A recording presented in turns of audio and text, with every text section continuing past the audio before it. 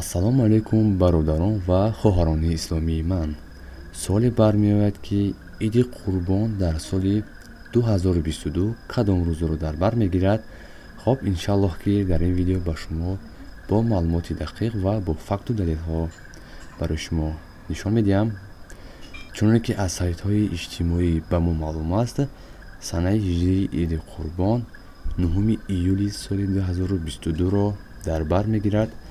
ва чуноне ки шумо дар рӯи навор мебинед, мо аз як сайти интернетӣ, яъне ки сайти динӣ ба шумо маълумот медиҳем.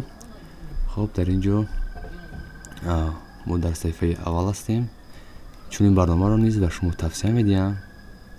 хоб дар ин ҷо тақвим вақти намоз аст. хоб дар ин ҷо пункти тақвимро пахш менамоем ва каме поин омада дар ин ҷо мебинем.